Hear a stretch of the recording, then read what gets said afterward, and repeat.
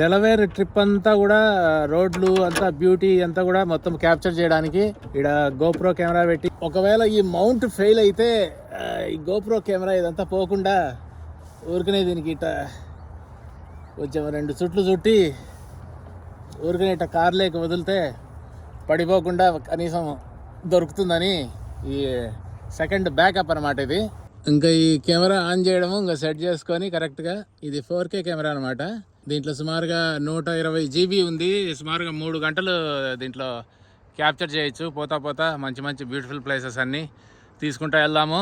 అమెరికాలోని 50 రాష్ట్రాలని ఎక్స్ప్లోర్ చేద్దామని మొట్టమొదటిగా డెలవేర్ అనే రాష్ట్రానికి వచ్చినాను. ఈ రాష్ట్రంలో పొద్దున్నే డెలవేర్ యూనివర్సిటీ ఆఫ్ డెలవేర్ అనే దానికి పోయి అక్కడ యూనివర్సిటీ అంతా చూపించినాను రెండో వీడియోలో. అక్కడ స్టూడెంట్స్ మన వాళ్ళు తెలుగు వాళ్ళు ఉంటే వాళ్ళని ఇంటర్వ్యూ చేసినాను. ఇక్కడ ఎంటెక్ ఎట్ట చేస్తారు, ఎంత ఖర్చు అవుతుంది, అసలు జీవన విధానం ఏంటి. డెలవేర్ రాష్ట్రంలో ఉత్తరము పై నుంచి మొదలుపెట్టి ఇంకా కిందికి సుమారుగా ఒక 2 గంటల డ్రైవ్ ఉంది. దీని అమ్మడి పోతా మీరు నేను కలిసి ఈ కారులో వెళ్దాము. ప్రయాణం అంటే ఒట్టి పరిగెత్తబోయి ఆడ ప్లేసులు చూడడమే కాదు, ఇక్కడ 50 రాష్ట్రాలు అమెరికాలో ఇండియా కంటే 3 అంతలు పెద్దది అమెరికా. కాబట్టి రకరకాల ప్రదేశాలు ఉంటాయి. అన్ని ఊర్లు ఒకటేలాగా ఏముండవు. అమెరికాను చూడాలంటే మొత్తం రోడ్లు, డ్రైవింగ్ అంతా కూడా చూడాలా. ఊరికనే పరిగెత్తబోయి ఒక ప్రదేశాన్ని చూస్తే అసలు అమెరికా అంటే ఏంటో తెలీదు. కాబట్టి మీరు కూడా నాతో భాగస్వాములు అనమాట ఈ ప్రయాణంలో. మీరు ఎప్పుడూ వినని, ఆలోచించని మంచి మంచి విషయాల గురించి మాట్లాడుకుంటా, అన్నీ చూసుకుంటా మీరు నిజంగా అమెరికాలోనే నివసిస్తూ అమెరికాలోనే ప్రయాణం చేస్తున్నట్టు చూపిస్తాను. ఈ నేవార్క్ అనే సిటీ వచ్చి కొంచెం పల్లెటూరు మాదిరిగా ఉంటుంది. మరి పెద్ద పెద్ద చాలా బిజీగా ఏముండదు. ఆ కుడి చేతి పక్కన ఇది సైకిల్ సిటీ అంట. కాబట్టి సైకిళ్ళు పోవడానికని ఎవరు లేరు, కనపడడం లేదు. కానీ స్టూడెంట్స్ అంతా కూడా ఎక్కువ ఉంటారు. కాబట్టి ఆ కుడి చేతి పక్కన సపరేట్గా సైకిల్ లేన్ ఉంది. కుడి చేతి పక్కన ఉంది, ఎడమ చేతి పక్కన కూడా ఉంది. ఈ యూనివర్సిటీకి ఒక పెద్ద గ్రౌండ్ కూడా ఉంది. ఇదిగో ఇట్లా లోపలికి పోయి ఆ గ్రౌండ్ కూడా చూద్దాం ఒకసారి. మ్యాప్లో అందాజగా ఊరికనే కొన్ని స్పాట్లు పెట్టుకున్నాను అనమాట, ఎక్కడికి పోవాలి, ఏం చూపించాలి అని. ఈ సైకిల్ పోయే లైన్కి అంతా చూడండి ఆకుపచ్చగా మొత్తం వేసినారు. కాకపోతే ఇక్కడ చాలా కార్లు ఉంటాయి కాబట్టి సైకిల్ తొక్కడం కొంచెం డేంజరే. నేను మ్యాప్లో పెట్టుకున్న పాయింట్లో ఇదిగో ఇక్కడ కుడి చేతి పక్కన ఆడ ఒక పెద్ద గ్రౌండ్ ఉంది యూనివర్సిటీకి సంబంధించినది.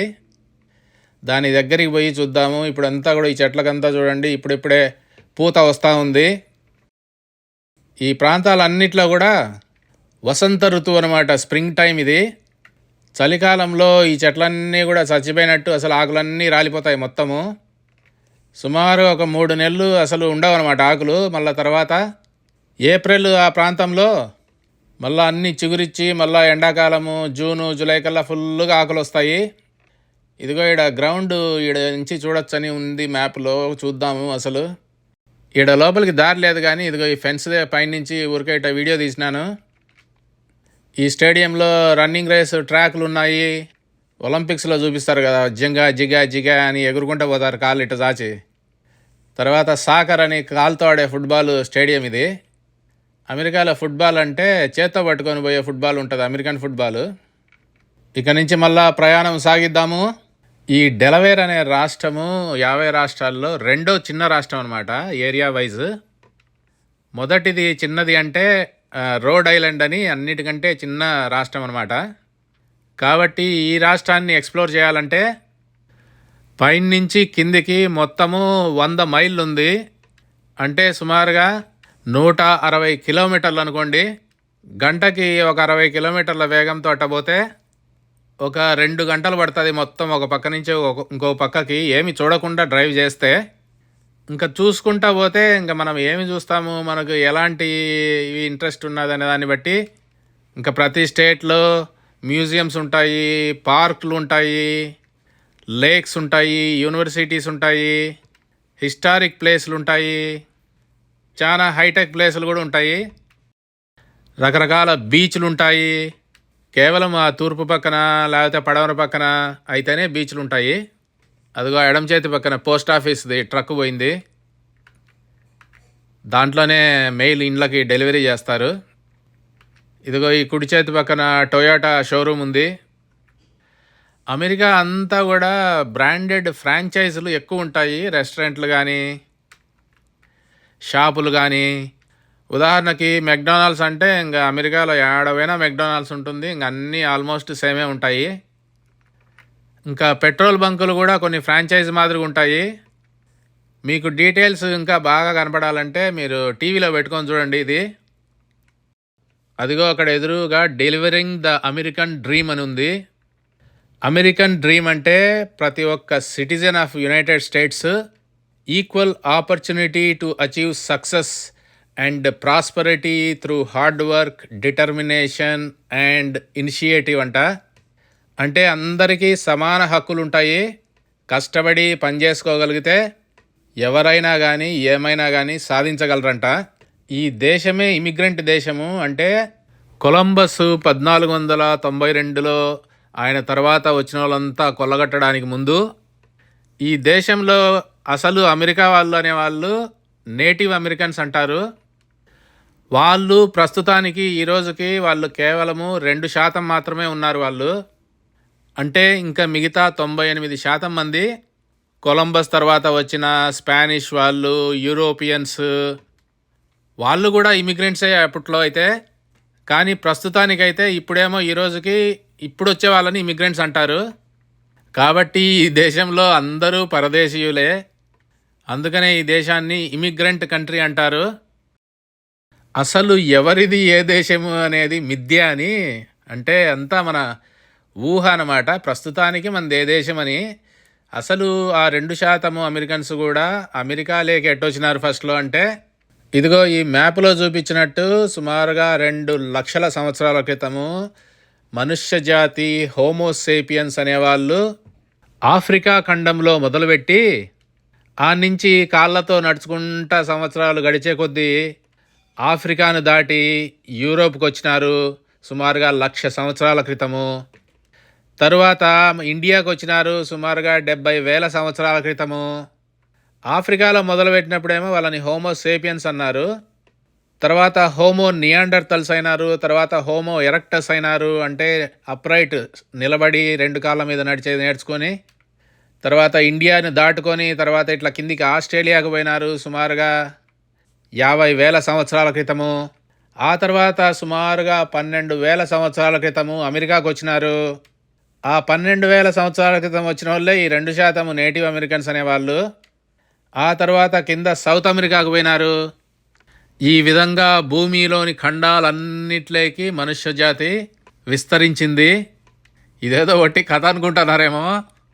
మీరు యూట్యూబ్ వీడియో చూస్తున్నారంటే మీ చేతిలో ఫోన్ ఉంది. ఫోన్ ఉందంటే మీ దగ్గర గూగుల్ ఉంది. గూగుల్ ఉందంటే గూగుల్ తల్లిని అడగండి.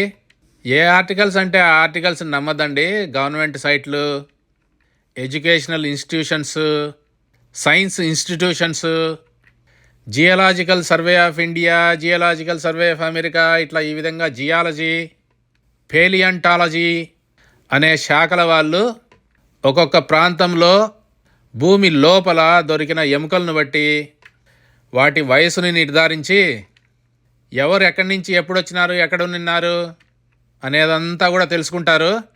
ఇవన్నీ కూడా అర్థం చేసుకోవాలంటే చాలా తెలివి కావాలి, చాలా టైం ఉండాలి, తెలుసుకోవాలనే కుతూహలం ఉండాలి, కావలసిన రీసోర్సెస్ ఉండాలి. ఒకవేళ ఏదన్నా తెలుసుకున్నా కానీ దాన్ని అర్థం చేసుకొని పజిల్ మాదిరిగా అన్ని భాగాలను అర్థం చేసుకొని ఒక పెద్ద పిక్చర్ అర్థం కావాలంటే చాలా కష్టము.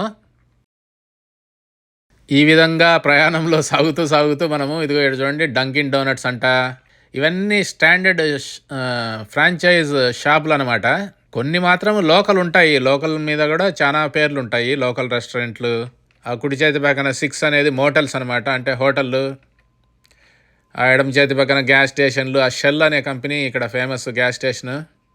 మీరు నా పక్క సీట్లో ఉన్నాను అనుకోండి, నేను డ్రైవ్ చేస్తుంటాను, మాటలు చెప్తాంటాను, మీరు నేను మాట్లాడుకుంటా అమెరికా అంతా చూసుకుంటా పోదాము. మీకేమైనా ప్రశ్నలున్నా లేకపోతే కామెంట్స్ ఉన్నా సలహాలున్నా కింద కామెంట్స్లో పెడతా పోండి, నేను రిప్లై చేయడానికి ట్రై చేస్తాను చాలా మటుకు. మీరు ఎక్కడెక్కడ లాంగ్ ట్రిప్పులకి ఎట్లా పోయినారు, మీ ఎక్స్పీరియన్స్లు కూడా ఏంటో చెప్పండి. అమెరికాలో ఎడారి ప్రాంతాలు ఉన్నాయి, పెద్ద పెద్ద కొండలు ఉన్నాయి, మంచుబడే ప్రాంతాలు ఉన్నాయి. దేశం పెద్దది కాబట్టి అన్ని రకాల వాతావరణాలన్నీ కూడా ఉంటాయి. అసలు ఎడారులు ఎందుకు ఏర్పడతాయి? ఎడారులు మీరు మ్యాప్లో చూస్తే అన్నీ ఒక లైన్ మీద ఉంటాయి. ఎందుకు ఉంటాయి అవన్నీ కూడా మాట్లాడుకుందాము. మాటల్లో పడి చాలా త్వరగా అయిపోయింది టైము. మీకు చాలా ఇంట్రెస్టింగ్గా ఉన్న టాపిక్ ఏదో కింద కామెంట్స్లో పెట్టండి, ఈసారి దాని గురించి మాట్లాడదాము. ఇదిగో ఈ నెక్స్ట్ స్పాట్ డెలవేర్లో రెండో స్థలం ఇది. ఇది వచ్చి ఒక పెద్ద ఎస్టేట్ మాదిరిగా ఉంది, ఉద్యానవనాలు ఉన్నాయి ఇక్కడ. ఇడంతా కూడా చూడండి, పూల చెట్లు బలున్నాయి. పూలు చూడడానికి సరదాగా ఉంటుంది, కానీ ఆ పుప్పడి అంతా కూడా పోలన్ అంటారు. ఆ పోలన్ వల్ల ఇక్కడ చాలామందికి అలర్జీస్ ఉంటాయి. కొంతమందికి ఈ దేశంలోకి కొత్తగా వచ్చినప్పుడు తెలియదు అనమాట. ఏదో జలుబు మాదిరిగా అయ్యి తుమ్ములు వచ్చి అట్టా ఇట్టా అవుతా అంటే ఏదో అనుకుంటారు ఐస్ క్రీమ్ తిని వచ్చింది జలుబు అని. కానీ ఆ పోలన్ వల్ల ఈ వసంత ఋతువులో ఒక 2-3 వారాలు అట్లా ఆ పుప్పడి వల్ల అలర్జీస్ వచ్చి కండ్లు ఎర్రగయ్యి తుమ్ములు వచ్చి జలుబు మాదిరిగా అవుతుంది. ఇదిగో ఈ ప్రాంతానికి ఆల్మోస్ట్ వచ్చేసినాము. ఆ ఎడం చేతి పక్కన బులుగుది ఒకటి పెద్ద హాస్పిటల్ కూడా ఉంది. ఇదిగో ఈ కుడి చేతి పక్కన ఇటు ఉంటాయి బస్ స్టాపులు. మనము చూడబోయే ఎస్టేట్ ఇక్కడే ఉంది ఆ ఎదురుగా. ఇదిగో ఇక్కడ రాసినారు ఇక్కడ పార్కింగ్ అని. కాకపోతే ఈ హాస్పిటల్ బలుంది. ఒకసారి ఈ హాస్పిటల్ చుట్టూ రౌండ్ వేసిపోదాము. మన హైటెక్ సిటీ మాదిరిగా రౌండ్కి కట్టినారు. అమెరికాలో మెడికల్ ఇన్సూరెన్స్ కంపల్సరీ అంటే గవర్నమెంట్ ఏం ఫోర్స్ చేయదు, కానీ మెడికల్ ఇన్సూరెన్స్ లేకపోతే ఇక్కడ అసలు ఒకసారి కనుక మనకు హాస్పిటల్లోకి పోయించినామంటే $1000 ఖర్చు అవుతాయి. మనం సంపాదించుకున్న డబ్బులంతా పోతుంది ఒక వారం రోజులకే. సరే మరి గుండ్రాలు తిరిగి ఇదిగో ఇక్కడికి వచ్చినాము. ఇక్కడ పార్కింగ్ లాట్లో ఫ్రీనే ఉంది పార్కింగ్, కానీ ఈ ఎస్టేట్ లోపలికి పోవాలంటే టికెట్ ఉంది. ఇక్కడంతా కూడా పార్కింగ్, చాలా పార్కింగ్ ఉంటుంది ఎక్కడైనా కానీ కార్లు పెట్టుకోవడానికి. సరే మరి ఇంకా కారు పార్క్ చేసినా కానీ ఇంక దిగండి, లోపలికి పోదాం. నేను ఒంటికి పోసుకొని వస్తా, కానీ అంత లోపల మీరు ఇక్కడ ఉన్న వీడియోలు చూడండి.